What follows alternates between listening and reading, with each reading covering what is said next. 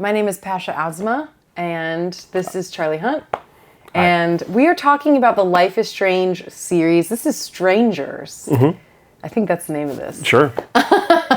And we're talking about Life is Strange, the first game in the series. Yes, from 2015. Nice. Theme song. Theme song.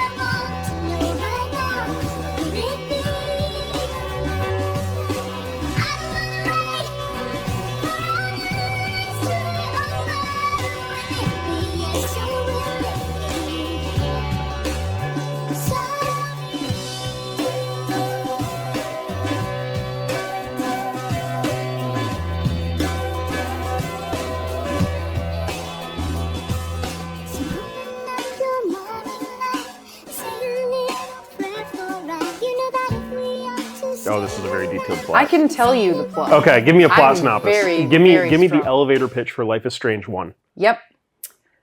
Teenager named Max Caulfield, photography student at a boarding high school kind of place, discovers that she can reverse time and do all kinds of things. Yes, with her hand. Mm-hmm. I love it. She reaches out and it is her story of learning about herself,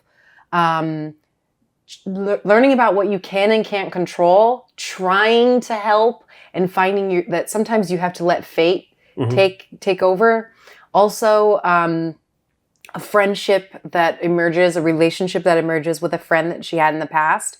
And it's really just her finding out who she is and what she can do. And you're faced with a series of choices that you have to make throughout the story, and you have to live with whatever choices you make. It deals with all kinds of abuse and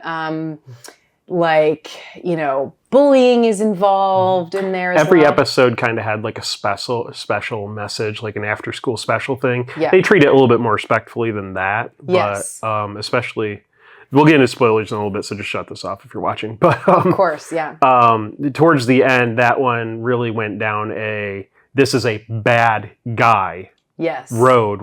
There is a unredeemable person involved here, causing pain, direct pain, not indirect pain to everyone. There's no accidents here. Right. And it was my first game, so I was having so much joy going through her and her life and making decisions and not making decisions, that when it turned into that, I was a little off-put by it. Not because the conduct or the content was too bad or anything like that. It was just I know there has to be conflict, and it is a bummer that we now have this serial killer, someone that be chasing on Criminal Minds. Exactly.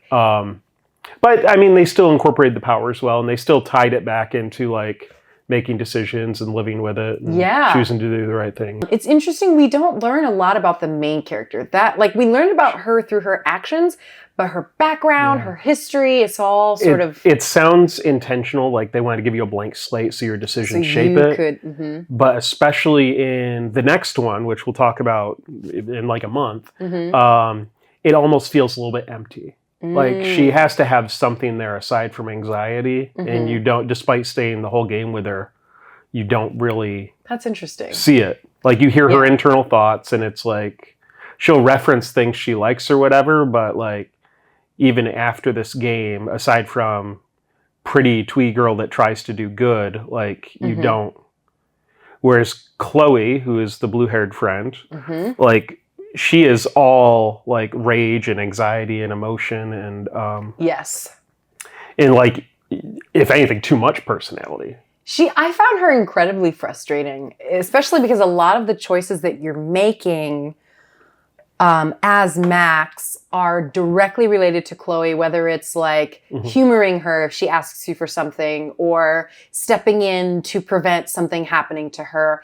There's a lot of that. And she's sort of a loose cannon, and she's very emotional. And I really like that they take that full circle. By the end, when we're dealing with a storm, Chloe realizes that she's been kind of a shitty person, and she has sort of just unleashed all of her emotions on Max. It's unclear why Max stopped talking to Chloe, for that 5-year period. They don't ever get into it.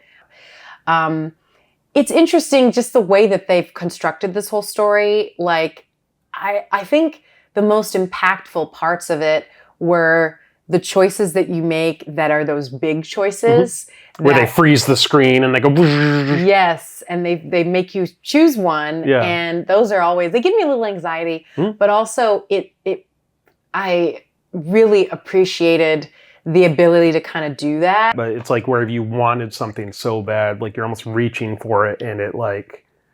we don't have power, so it doesn't come to you, but like she wanted to prevent that so bad that it just like manifested. Yeah. Like Deadpool had to be like, he had those powers like latent in him, and he had to be like put in that like torture booth for a while for them to come out. Exactly. Yeah. And that's kind of how it works in some of the other games. And so these are these inciting events that kind of, and what I really love about the series too is they're not afraid. They deal with things head on, things that are ugly, things that are scary, things that are traumatizing. They look at them right in the face. Things that even the developers might not be able to like fully get. Yeah. Like if they want to talk about this story of high school girls, I'm sure that development team was like 10% women. And you can tell in some of the dialogue, like, you don't quite got it, but your heart's in the right place. They try to make everything have a consequence. Yes. I mean, and sometimes it's frustrating, like, I'll make something that doesn't go well, and then because I don't care, I'll reload the save and try again, and it still doesn't go well. But that's life, too. That is life, too. And it's interesting, the way that the game works, save scumming isn't really a thing that you have to worry about because as soon as the choice is made, she can just rewind time and you can make another choice. Yeah. Which is different than the other games. The other games, the choice that you make is the choice that you make. Yep. So I was second guessing myself on all of my choices as Max. More so than if you would like not had the rewind feature. Yes. And I think that's what kind of messes Max up too. Yes, because she always says, "Oh, you know, I could have done this differently, or I could have done that differently." But to sort of button up the story overall, Max finds out what's going on. She and Chloe do this investigation. I mean, it's really interesting how they handle that. And but essentially, you get to the end, and then that's when you have to choose what to do about Chloe. And so I would love to talk about, you know, some of your favorite characters, some of your favorite episodes, and also some of your choices that you made. Yeah. So I've played this 10 years ago, and this was sold as an indie movie, the video game. I think some of the music choices push that. I don't know if this would have been an indie movie or not. Maybe. Because they add like a lot of drama like to make it a game. Yes. And a movie, it might be too much. I don't know. Yeah. So I tried to keep her decent. I think, but she's such like a blank slate that like maybe I would have played into more of her personality if I would have saw it, aside from just being wounded, tormented girl. But you know what? The personality might be off-putting, and they want people to see themselves as the character, such as a boy or a black woman, and like feel like you're there in that. They corrected that, I feel. With Life is Strange 2, Sean has a lot more of a personality. Yes, he does. And I really like they give you an opportunity to draw these different, different things because he's an artist. With Life is Strange True Colors, they give Alex so much personality. She's a person. Yeah, and so that's really cool. But yeah, I feel like if I'm remembering, like this game feels a little bit more open than the next games because you're staying at your Blackwell Academy, and you can't freely go between sections, but there's just the sections are bigger. It feels like, and there's more stuff to look at. Whereas we get into the sequel, Life is Strange 2, you're going to a different place each time, bigger budget, but it felt like there's not as much to interact with. You get a sense of these different areas and things, and you feel like even though you're a newer student, I think you're like a couple months into her semester or whatever, like you feel like you have a group of friends or people you know, whereas some of the other ones you are entered into a situation and you're making the friendship so it feels newer and it's not as well like lived in. And I like the lived in stuff. Yeah. And stuff like that. How do you feel about Chloe? What are your thoughts about The writing doesn't serve her well. I know what it's like because I've seen it, to live with a ton of rage and feel like everybody's against you. Mm-hmm. But when they use like tattoos or smoking to show, like it's a shorthand to show that she's a bad girl, I just kind of roll my eyes. It's like, it just felt like they were taking a big shortcut. And it's like, you have enough time with her that you could make some of those flaws not on the surface and not make her like at war with her stepdad and not make her stepdad like the Terminator. Like, yes, she was frustrating to me. I liked her, and I felt, as I was playing Max, I felt like Max really wanted her approval. And we've all associated with sociopaths in our lives. Yeah. Like, I think to my friends, and it's like, why was I letting that in my life? So I get it. Yeah, Max feels like a passenger in Chloe's story. Life is Strange 1 was, I liked to see the sort of impetus. I liked to see the birth of this incredible journey that I've never really had an emotional response to video games. Like I feel good, I feel happy, I feel accomplished, but I've never sobbed. Yeah. Really? And I sobbed for all 3 of the games that I have played. I have sobbed because the choices they put you in it, like you're in there. You feel those choices. I can tell the game's doing a good job when like I hear what someone says or what my dialogue options are, and I'm like, oh, come on.